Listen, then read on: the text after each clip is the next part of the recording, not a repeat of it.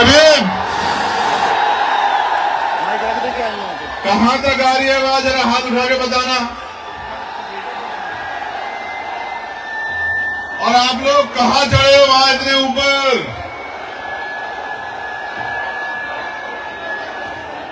अपना ख्याल रखना, कहां चढ़ गए इतने ऊपर। प्यारे साथियों, आज आगरा की इस ऐतिहासिक धरती पे जिस तरह का प्यार, जिस तरह का आशीर्वाद, जिस तरह का जमावड़ा आप लोगों ने इतने बड़े पैमाने पे आज इस आगरा के कार्यक्रम को सफल बनाने के लिए किया है, मैं आपका दिल की गहराइयों से बहुत बहुत धन्यवाद करता हूं। प्यारे साथियों, मैं अपनी बात को शुरू करने से पहले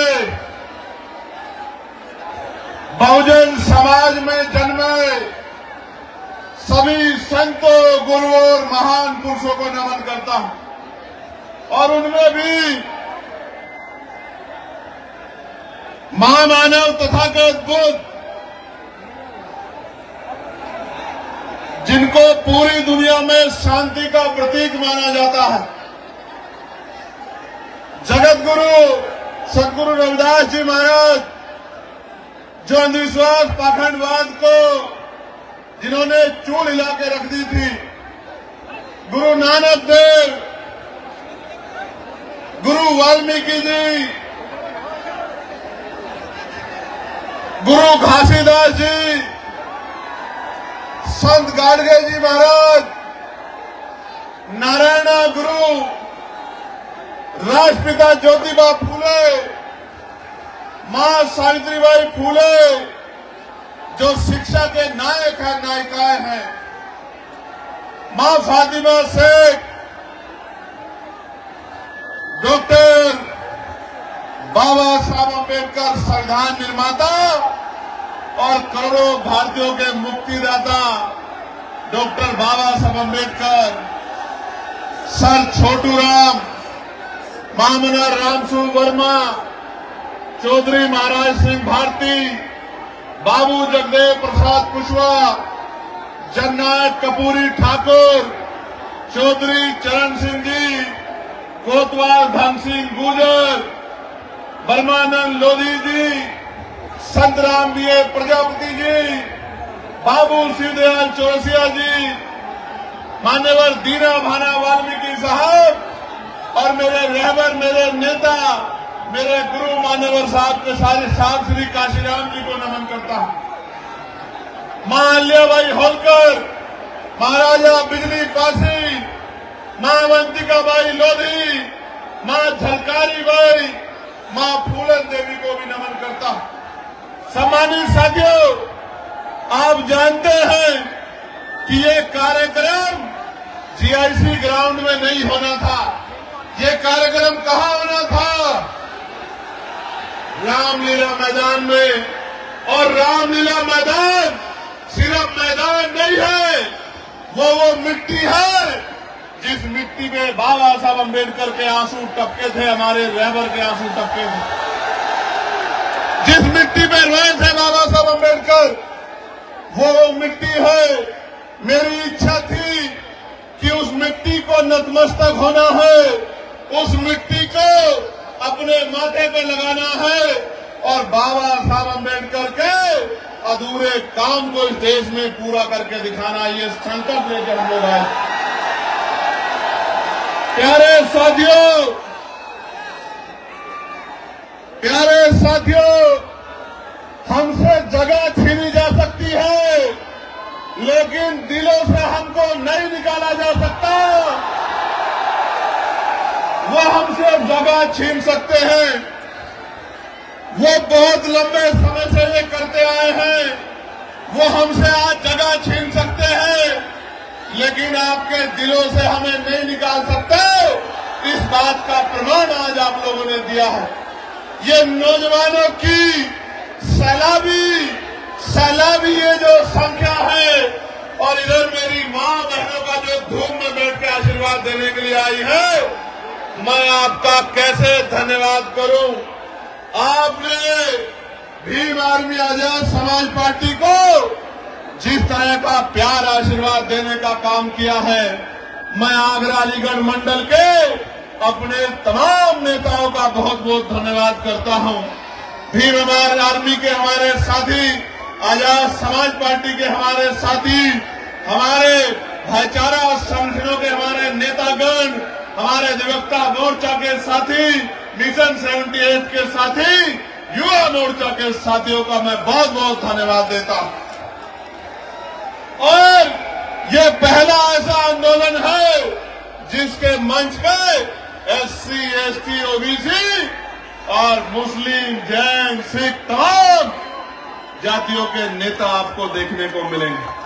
बाकी जगह पे तो अगर वो MP MLA भी बना देते हैं तो उसको इतनी हिम्मत नहीं देते कि वो अपने समाज के लिए एक शब्द मुंह से निकाल सके। आपको 2 अप्रैल 2018 याद है नहीं याद है? मैंने तो आगरा के जिलाधिकारी कार्यालय पे भी नीला झंडा देखा था उस दिन, मेरे आज भी याद है। प्यारे साथियों, जिन साथियों ने 2 अप्रैल में बलिदान दिया था, या जो साथी 2 अप्रैल में जेल गए थे, मैं चंद्रशेखर आजाद अपनी पार्टी की तरफ से आपको वादा करता हूं, 27 में राजकाज बदलेगा। इन झूठों मुकदमों को शाम तक हम लोग हटाने का काम करेंगे, मेरी बात को आप याद रखेंगे।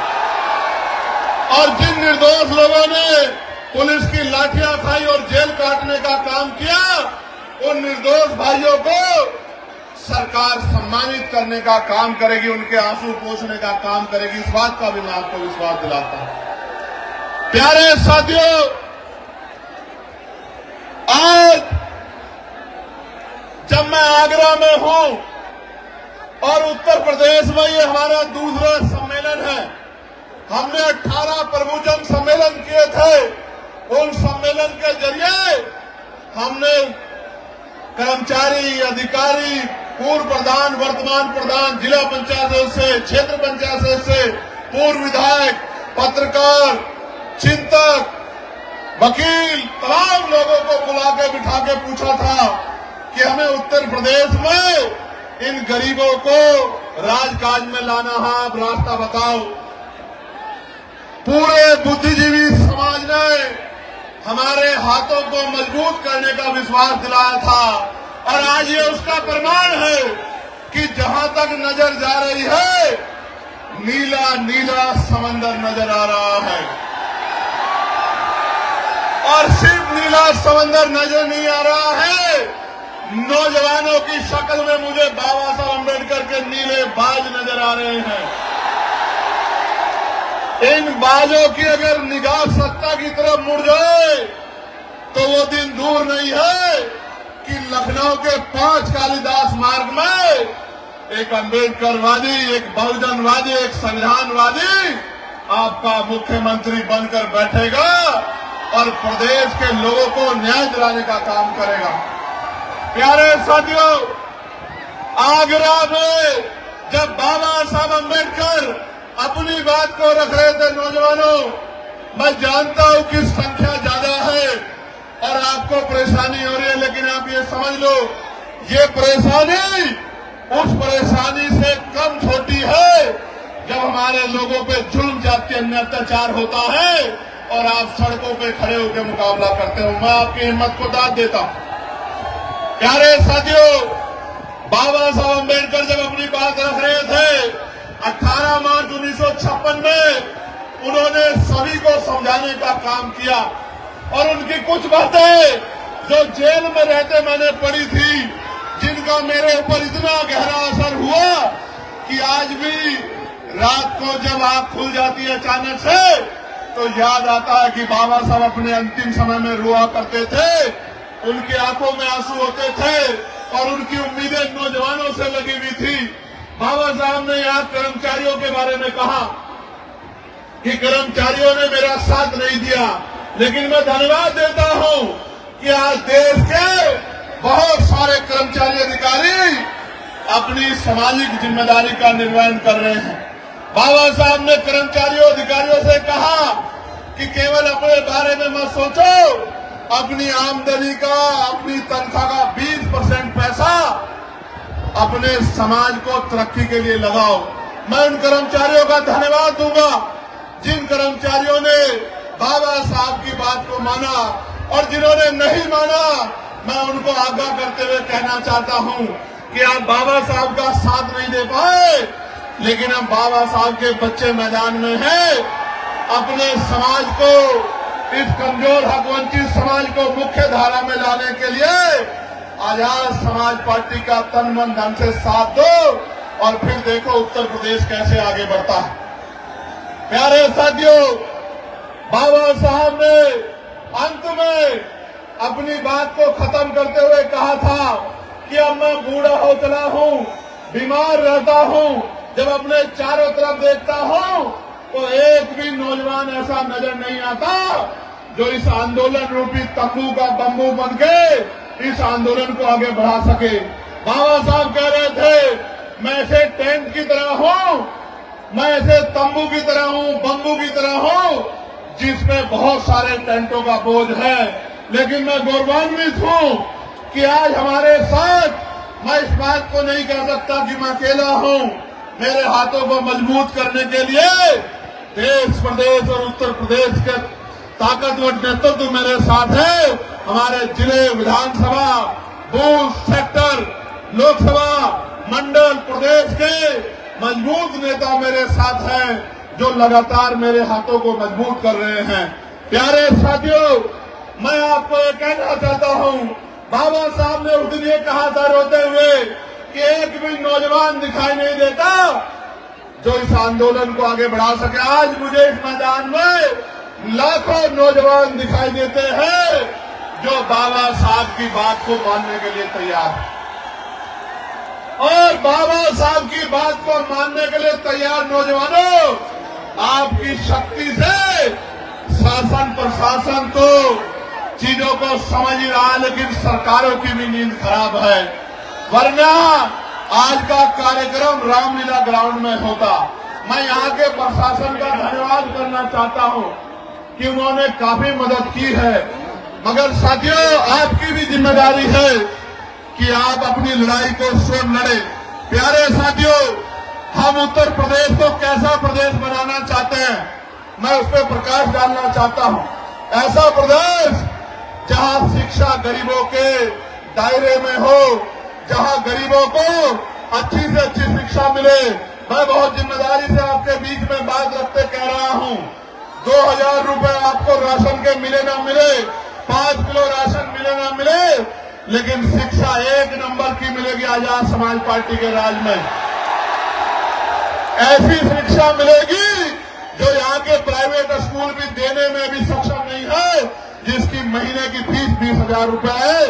मैं संकल्प लेकर कहता हूं कि हम लोग करके दिखाएंगे कि गरीब के बच्चों को ऐसी शिक्षा मिलेगी कि अमीर के बड़े बड़े स्कूल, अमीरों के बड़े बड़े स्कूल में पढ़ने वाले बच्चे भी गरीबों के बच्चों का मुकाबला नहीं कर पाएंगे।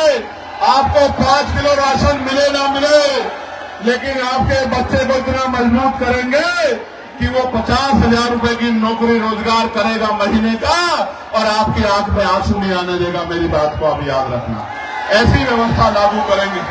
प्यारे साथियों, ऐसी चिकित्सा व्यवस्था लागू करेंगे कि इलाज की कमी और पैसे की कमी के कारण किसी की जान नहीं जाएगी, जैसे मैंने अपने पिता को खो दिया था। मैं आपको संकल्प करके कहता हूं इस मिट्टी से।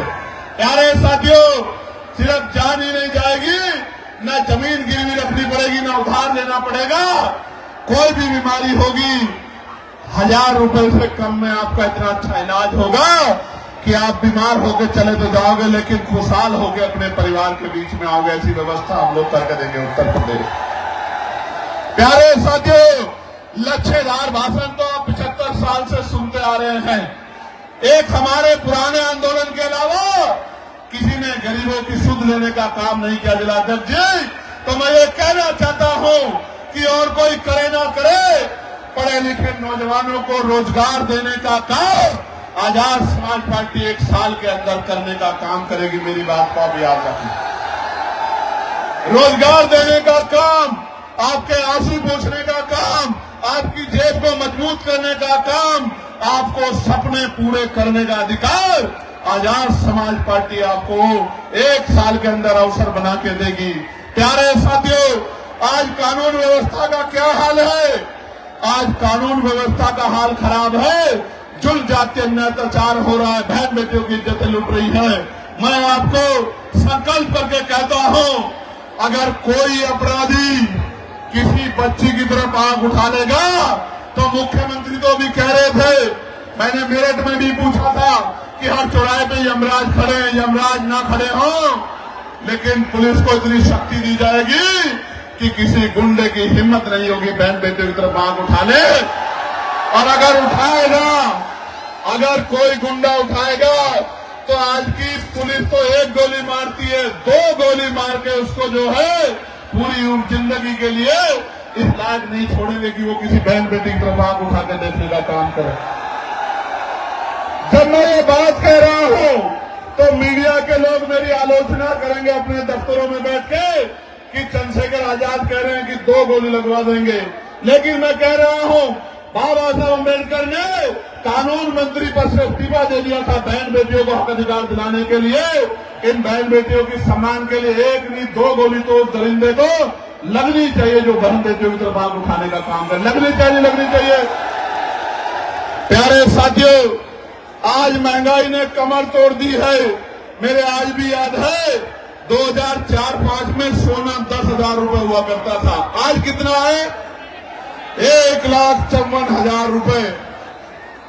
1,15 लाख तो नहीं आए, लेकिन सोना 10,000 से 1,54,000 रुपए हो गया। किसी गरीब के अंदर हिम्मत नहीं बन पा रही है कि वो शादी में सोने की व्यवस्था कर ले। मैं आपको कहना चाहता हूं, ये सोने का दाम ऐसे नहीं बढ़ा।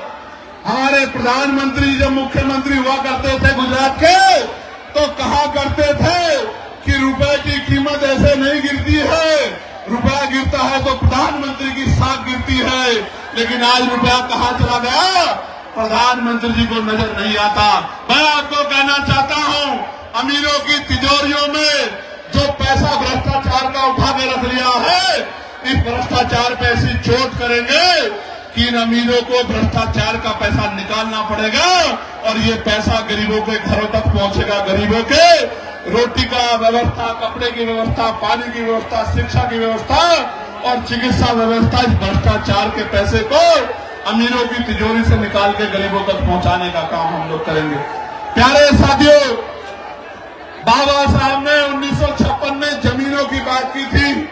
मैं आपके सामने कहना चाहता हूं, पुरानी सरकारों ने जितनी जमीन दी थी गरीबों को, अति पिछड़ों को, दलितों को, चुन चुन के उन जमीनों को छीनने का काम सरकार कर रही है। असामी पट्टे हो या सीलिंग वाले पट्टे या कोई और पट्टे, सारे पट्टों को लगातार पिछड़े मुसलमानों को जो जगह थी छीनने का काम कर रही है। जब सरकार बड़े बड़े हाईवे बना के जमीन एक्वायर कर सकती है, तो भूमिहीन मजदूरों को, किसानों को क्यों नहीं जमीन दे सकती? सरकार के पास का कोई जवाब नहीं है। और जिन्होंने 70 साल में घर बना के जो लोग रह रहे हैं, जैसे मथुरा में एक बस्ती को उजाड़ने का काम सरकार करने की बात कर रही है, जहां गरीब, दलित, वाल्मीकि समाज के लोग रह रहे हैं। मैं सरकार को चेताना चाहता हूं, अगर आप गरीबों के घर छीनने का काम करोगे मथुरा में या पूरे प्रदेश में, या उनकी जमीन छीनने का काम करोगे, हम आपकी कुर्सी छीन लेंगे। मेरी बात को याद रखना, ये गरीब आपको सबक सिखाएंगे। प्यारे साथियों, मैंने पार्लियामेंट में एक बिल लेके आया था, मैं निजी क्षेत्रों में आरक्षण का। आपने पढ़ा होगा, सुना होगा कि दलितों को, पिछड़ों को निजी क्षेत्रों में आरक्षण मिलना चाहिए, क्योंकि सरकारी नौकरियां 2% है, प्राइवेट सेक्टर में आरक्षण मिलना चाहिए। बड़ी बहस हुई, कोई कहता है चंद्रशेखर आजाद तो निजी क्षेत्रों में आरक्षण की बात कर रहे। बात नहीं कर रहा हूं, बात नहीं कर रहा हूं राजकाज बनने दो। पिछड़े अति पिछड़ों दलितों को 98% प्राइवेट सेक्टर में आरक्षण देने का काम हम लोग करेंगे, रोजगार देने का काम हम लोग करेंगे। मेरी बात को आप याद रखना। ये प्राइवेट सेक्टर किसी पूंजीपति का नहीं है, ये सरकारी पैसे से बनता है, सरकारी जमीन से बनता है, गरीबों के हक से बनता है। इस 98% प्राइवेट सेक्टर में आज आगरा की धरती से संकल्प हम लोग लेते हैं, इस 98% प्राइवेट सेक्टर में इन उद्योगों में कमजोर वर्गों के लोगों को हम लोग आरक्षण देने का काम करेंगे। इस बात का मैं आपको विश्वास दिलाता हूं। आपको याद होगा एक पार्टी है जो अपने आप को नारा लगाती है कि हम दलितों पिछड़ों मुसलमानों की पार्टी है, हम इनका ध्यान रखते हैं। प्रमोशन में रिजर्वेशन का बिल फाड़ने वाली पार्टी कभी दलित पिछड़े मुसलमानों की हितैषी नहीं हो सकती। मेरी बात को आप याद रखना। मैं आपको आगरा की धरती से चेताने का काम कर रहा हूं। ये आपकी वोटों को लेने के लिए तमाम तरह के कपड़े, तमाम तरह की भाषा बदल के आएंगे।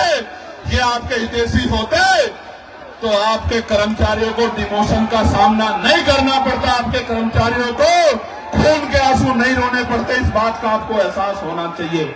और अगर हम लोगों को मौका मिल जाएगा तो पिछड़े अति पिछड़ों को भी दलितों के साथ प्रमोशन में आरक्षण दिलाने का काम हम लोग उत्तर प्रदेश में करेंगे। मेरी बात को आप याद रखना।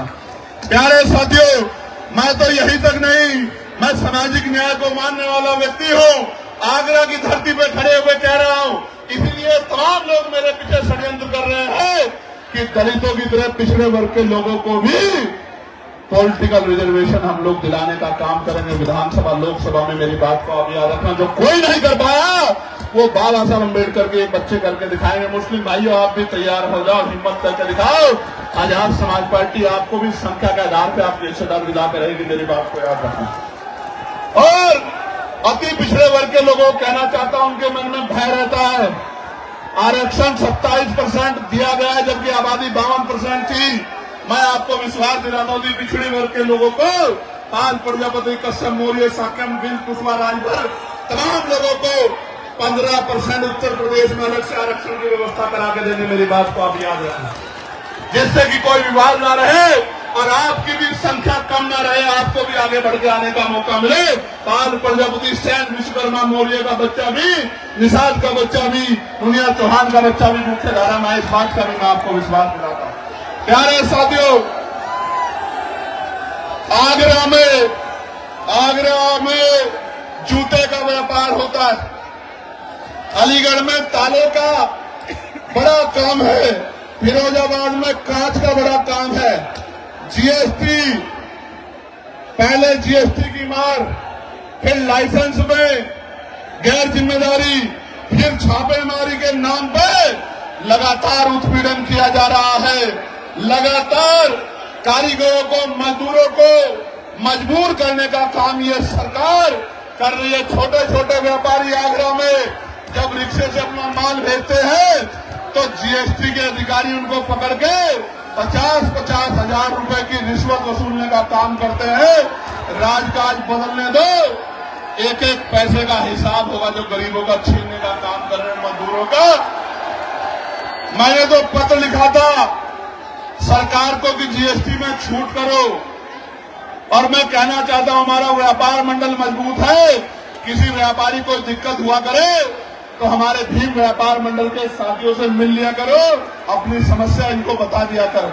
प्यारे साथियों, अभी यूजीसी के नए नियम आए हैं, बड़ी चर्चा हो रही है, बड़ा विरोध हो रहा है, और मैं आपको स्पष्ट कहना चाहता हूं वही विरोध कर रहा है जो जाति के आधार पर एससी, एसटी, ओबीसी के बच्चों का शोषण करने का काम करता है, उनको अपमानित करने का काम करता है।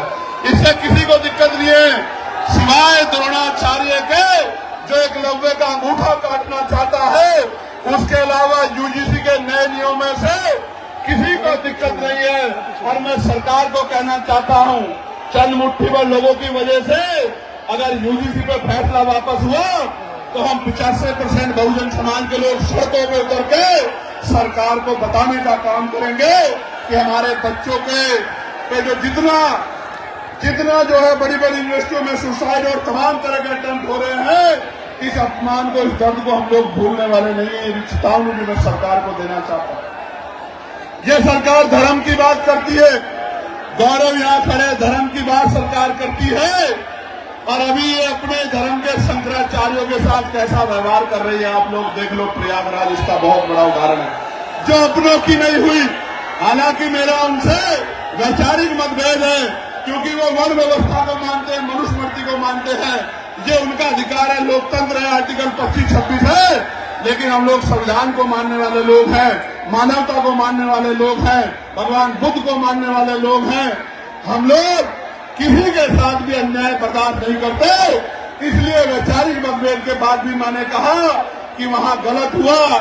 जिस तरह से उनके शिष्यों की चुटिया पकड़ पकड़ के उनको खींचा गया, ये इस बात का उदाहरण है कि जब सत्ता तानाशाह हो जाती है तो पहले उसी का इलाज करती है जिसने उसको सत्ता में लाकर बिठाने का काम किया है।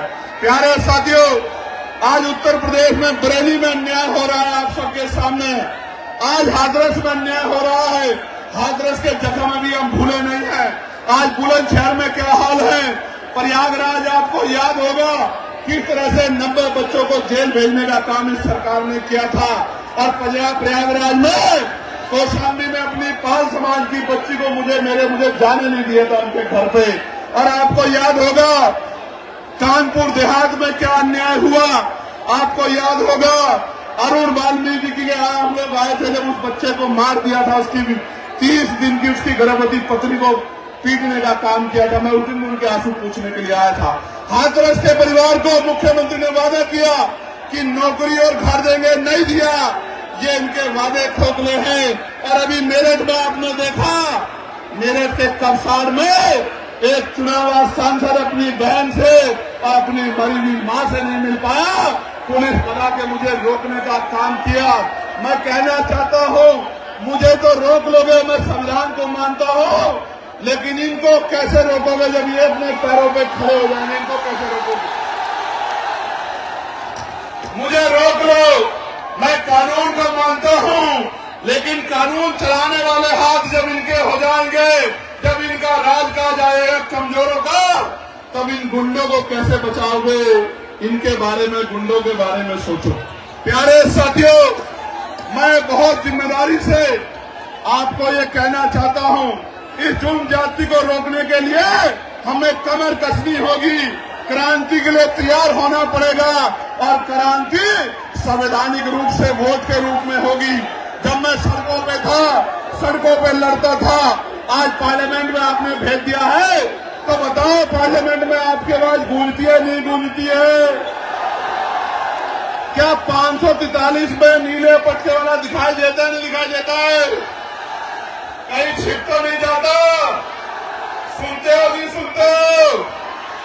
प्यारे साथियों, इस देश में 15 अगस्त 1947 को तय हो गया था।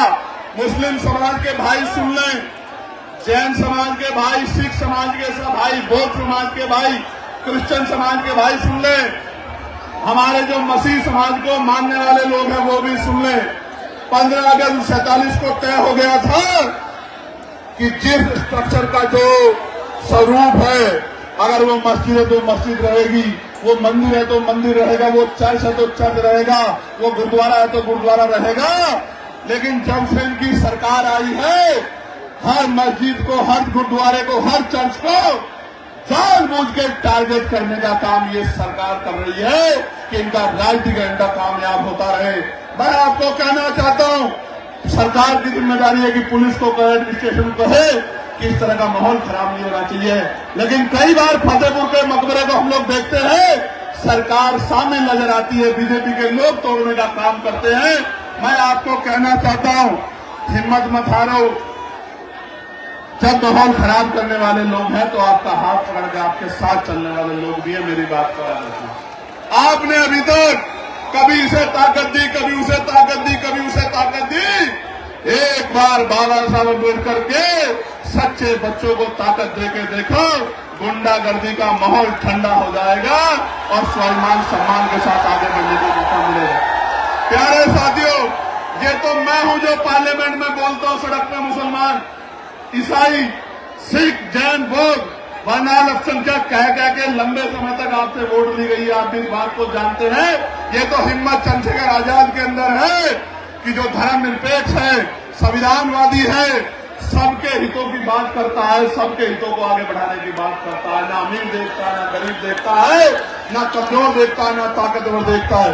प्यारे साथियों, आप हमारा न्यायप्रिय चरित्र देखना चाहते हो तो सुनो। संभल में जिस जज साहब ने पुलिस पे मुकदमे करने का ऑर्डर दिया, उस जज साहब, माननीय जज साहब को, जिन्होंने निष्पक्ष ऑर्डर किया, निडर होकर ऑर्डर किया, सरकार के सामने न्यायपालिका का सच्चा चरित्र रखा, रातों रात उन जज साहब का ट्रांसफर कर दिया गया। वो सुधीर साहब इसी दलित समाज के बच्चे हैं। इस बात का आप लोगों को गर्व, हमें गर्व है इस बात का कि हमारा चरित्र न्यायप्रिय है। अगर पूरी सरकार भी विरोध में खड़ी है तो हमारी कलम किसी का नुकसान नहीं कर सकती, न्याय देने का काम करेगी। मैं तो यामीन साहब के उन बेबस पिता की तरफ देखता हूं, जिन पिता को उम्मीद थी कि न्याय मिलेगा, आज उनसे न्याय छीना जा रहा है। प्यारे साथियों, याद रखो, जुर्म जाति जब बढ़ जाएगी तो जनता उसको उखाड़ फेंकेगी। वही समय आ गया है। यहां से वहां तक ये नीला समंदर इस बात का ऐलान कर रहा है, आगरा में खड़े होकर, ये राजधानी है, आगरा कमजोरों की राजधानी है या नहीं है? राजधानी बताओ, जोर से बताओ, है या नहीं है? ये राजधानी में खड़े होकर मैं आपको कह रहा हूं, पिछड़ो की पिछड़ो, दलितों को, मुसलमान भाइयों को, सिख भाइयों को, जैन भाइयों को, बुद्धिस्ट भाइयों को, न्याय प्रिय सामान्य जाति के लोगों को भी कह रहा हूं, ये सरकार धर्म के नाम पे आपको कमजोर कर सकती है, कभी आपको आगे नहीं बढ़ा सकती। ये काम करने का काम भी वही करेगा जिसने बाबा साहब अम्बेडकर के विचारों को अपने अंदर आत्मसात किया हो। बाबा साहब ने कहा था कि जाकर पढ़ना संविधान को, मैंने एक जाति के लिए काम नहीं किया, हर व्यक्ति की आजादी सुनिश्चित की है, उसके अधिकार सुनिश्चित किए हैं। इसलिए जब तक इस सोच का व्यक्ति कुर्सी पर नहीं आएगा, भला नहीं हो सकता। मेरी बात को आप याद रखना। प्यारे साथियों, आज सरकार जुडिशरी को अपने कब्जे में लेना चाहती है, उस पर दबाव बनाना चाहती है, अपने हिसाब से चलाना चाहती है। मैं न्यायपालिका में बैठे जजों से कहना चाहता हूं, माननीय न्यायाधीशों से कहना चाहता हूं, घबराने की जरूरत नहीं है। आपकी रक्षा सुरक्षा के लिए आजाद समाज पार्टी भीम आर्मी खड़ी है। आप निष्पक्ष होकर काम करो। आपके ऊपर उंगली उठेगी तो हम लोग गोली खाने के लिए सबसे आगे खड़े रहेंगे। मेरी बात को आप याद रखिए। प्यारे साथियों, अभी एक आदेश आया और वो आदेश है, नीरज साहब, फोन पे आप SC ST को गाली दे दो तो इसको अपराध नहीं माना जाएगा। अगर फोन पे किसी को गाली दी जाए, धमकी दी जाए, शब्द कहे जाए, वो अपराध माना जाएगा, लेकिन SC ST को कहा जाएगा तो अपराध नहीं माना जाएगा। आप देखो मौर्य लाल कैसे मजाक उड़ा रहे हैं कमजोरों का। ये लोग देखो, पहले थाने में FIR नहीं होती। मैं एक परिवार से मिला, मेरी बात पे गौर करो नौजवानों। उस परिवार ने मुझसे कहा कि भैया, अमीर आदमी सीधे चला जाता है थानाध्यक्ष के ऑफिस में, CO के ऑफिस में, ASP के ऑफिस में, DCP के ऑफिस में, कमिश्नर के ऑफिस में, SSP के ऑफिस में, DM के ऑफिस में, DM के ऑफिस में, SDM के ऑफिस में, तहसीलदार कानूनगो सेक्रेटरी के ऑफिस में। गरीब आदमी बाहर इंतजार करता रहता है कि कब अधिकारी बुलाएंगे, कब उसको न्याय मिलेगा। ये है उत्तर प्रदेश आज का। मैं आपको विश्वास दिलाता हूं, राजकाज बनने दो, अधिकारी आपकी बस्तियों में आगे कैंप लगा के आपकी समस्या को सुना करेंगे और उसका हल किया करेंगे। मेरी बात को याद रखिए।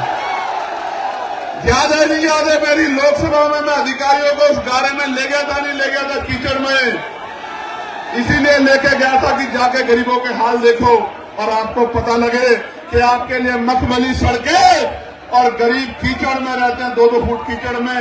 आज भी आप कमजोर वर्गों की बस्ती में जाओ, मोटरसाइकिल के अलावा 4 पहियों की गाड़ी नहीं घुस सकती। ऐसे हाल गरीबों की बस्तियों के बने हैं। कीचड़, गंदगी, सफाई की व्यवस्था नहीं है।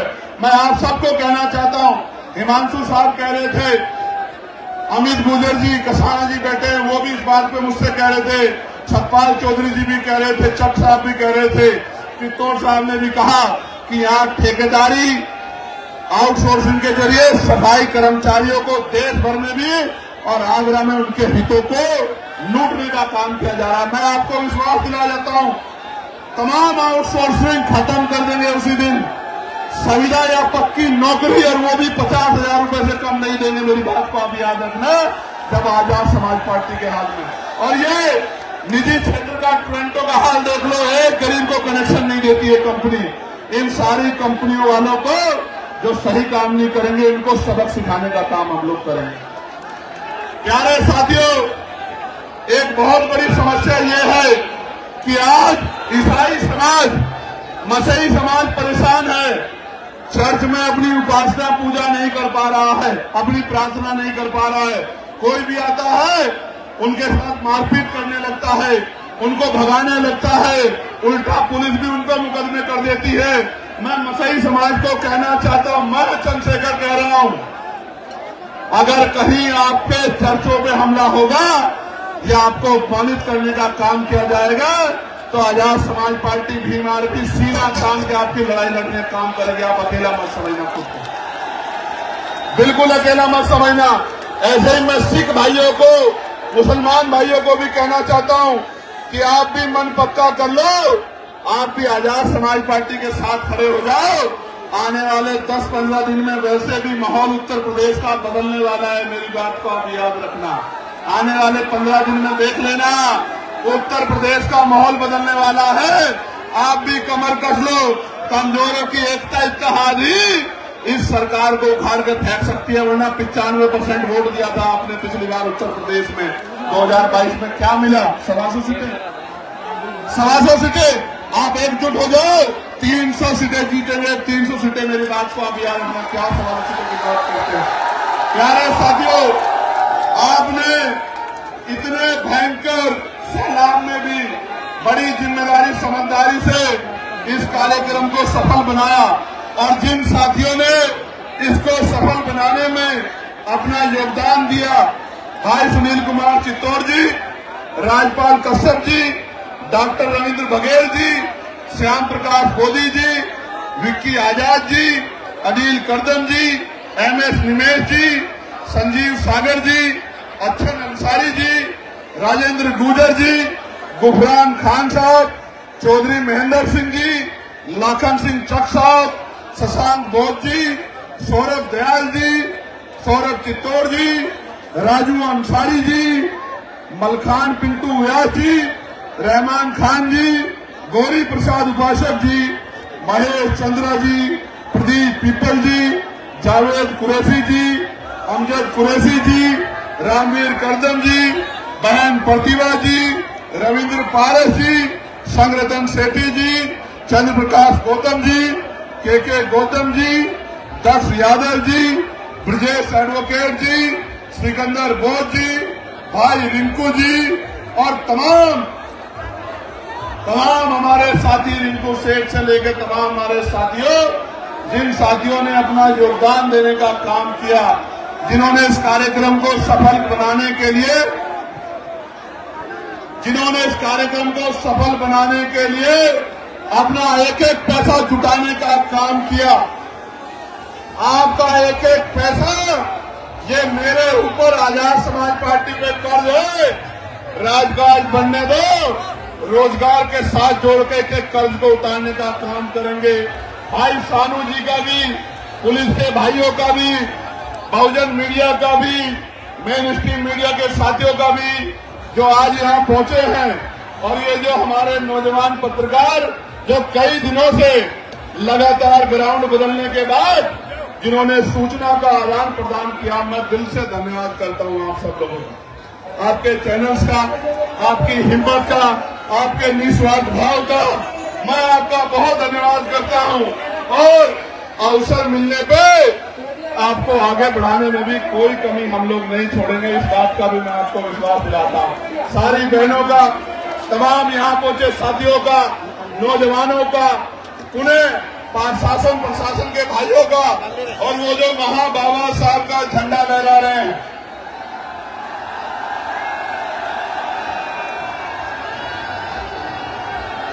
ये जो इधर पेड़ों पे चढ़े हुए हैं, उधर वहां पेड़ों पे वो जो वहां टूरिस्ट बस पर वहां सामने खड़े ग्राउंड के बाहर, वो जो वहां उस पीली बिल्डिंग पे खड़े हुए हाथ हिला रहे, झंडा लहरा रहे, उन सबसे एक बात कहना चाहता हूं, एक बार आजाद समाज पार्टी को मौका दो। आंख में आंसू नहीं आने दूंगा, विश्वास दिलाके कहना चाहता हूं। मेरे साथ हाथ ऐसे करके संकल्प करो, संकल्प करो, यहां से लेके वहां तक सब लोग। आज हम आगरा की इस ऐतिहासिक धरती पर, इस ऐतिहासिक धरती पर, इस ऐतिहासिक धरती पर, इस ऐतिहासिक धरती पर 18 मार्च 1956 को बाबा साहब ने अपनी बात को रखते हुए समाज में पीड़ा को देखकर, भावुकता के कारण ये कहा था कि मुझे एक भी नौजवान नजर नहीं आता, जो इस आंदोलन का तंबू बन के इस आंदोलन को आगे बढ़ा सके। हम आज 25 फरवरी 2026 को संकल्प लेते हैं कि बाबा साहब अम्बेडकर के आंसुओं का संकल्प है हमें, हम मिट जाएंगे, लेकिन बाबा साहब के सपनों को अधूरा नहीं रहने देंगे।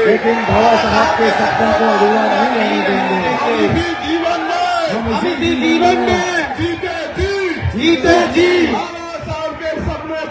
बाबा साहब के सपने को पूरा करके दिखाएंगे। मानवता का राज लाएंगे, गरीबों का राज लाएंगे, गरीबों